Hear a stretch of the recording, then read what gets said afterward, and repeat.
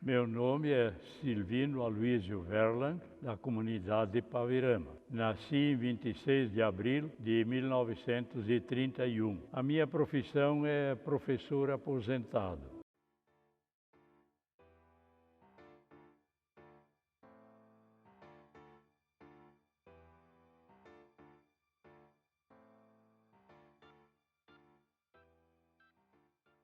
O início da comunidade, os primeiros moradores vieram em 1884 e se localizaram em Morro Bonito. Aos poucos eles migraram para o local hoje chamado Centro. Abriram uma primeira vendinha nos fundos da igreja da primeira capela, que era construída em alvenaria, onde hoje é o hospital. No ano de 29 de agosto de 1907, um tempo depois veio um grande temporal e jogou toda a capela para o outro lado da estrada, onde hoje está a atual igreja. Então o povo ainda teve um espírito de alegria em cima desse fato triste. Nossa Senhora quer a igreja aqui e não lá embaixo, porque lá era meio banhado e tudo úmido e tudo, né? E aqui era mais alto.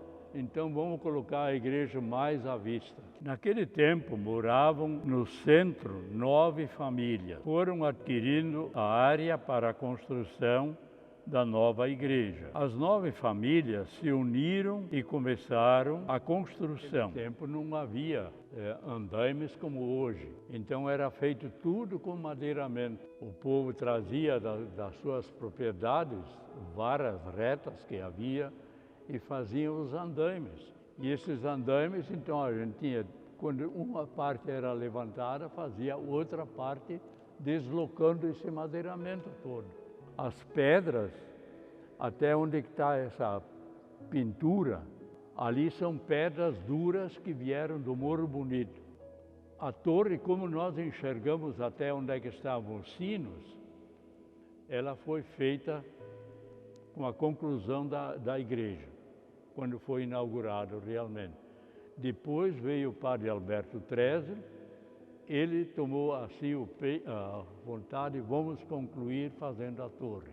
Na data de 21 de abril de 1921, foi instalada a nova paróquia por D. João Becker. E em 19 de abril de 1927, foi colocada a pedra angular da igreja. Os fatos marcantes da história da paróquia de Paverama, a instalação da sede como paróquia, o lançamento da pedra angular, a introdução do primeiro vigário, cônego Alberto Schwade, trabalho de doação total das famílias graciosamente. Bênção solene da nova igreja em 1935. A bênção do altar e as imagens. O próprio povo escolheu a padroeira. Houve uma votação, aí então o povo se reuniu, essas poucas famílias que tinha, né? Eles se reuniram e decidiram, junto com o vigário, escolher Nossa Senhora do Rosário. A outra imagem de São José que temos no altar, essa aí foi uma doação de um senhor, doou a imagem. Então, um fato interessante, não tinha lugar para fazer festa. Fazer festa onde? Então ele ofereceu as propriedades dele, tinha um matinho muito bonito, onde hoje é a Praça 13 de Abril. Ali então era feita uma procissão daqui com a imagem até lá, e lá era feita a missa campal.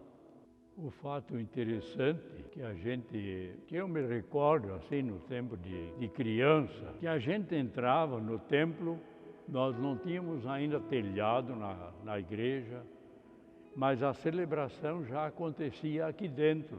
Não tinha portas, não tinha janelas, não tinha nada, mas o povo se concentrava aqui dentro. E aí o vigário colocava uma mesa aqui na frente e era celebrada a missa como se fosse dentro de um templo dos mais bonitos. E o acesso, onde hoje tem a escadaria, ali tem o resto da capela do outro lado, as telhas e material que avô com temporal para o lado de cá. Aí então foi feita uma rampa. O pessoal subia naquela rampa para acessar a igreja. A escadaria e calçada, isso foi acontecendo aos poucos, né?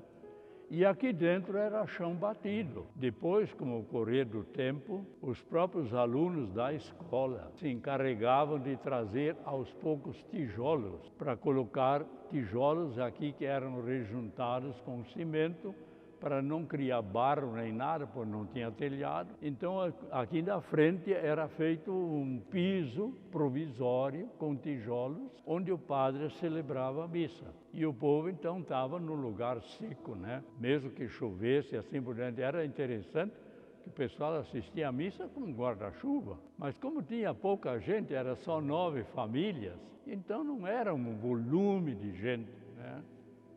Depois, sim, né, quando a igreja estava mais ou menos pronta, aí frequentava Santa Manuela, Linha Brasil, Morro Bonito, outras capelas, eles vinham para cá, né, vinham para assistir então a missa. Sempre a missa, tinha a missa às 7 horas da manhã e a outra às 9h30. Sempre os domingos tinha 2 missas aqui. E quando não tinha 2 missas é porque a missa da tarde, como era chamada em alemão, Frimesungspätmess, né?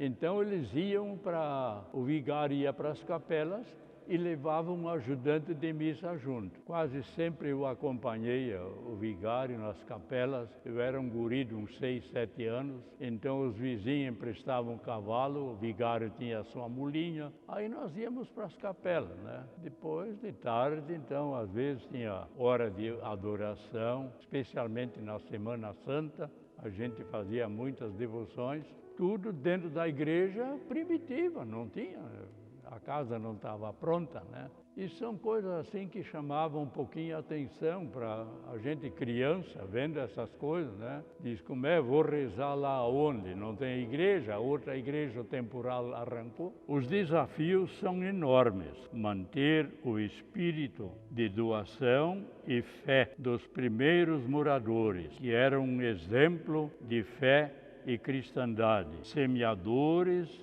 dessa obra que tanto nos orgulha, e o povo de Paverama pode se sentir orgulhoso desse templo.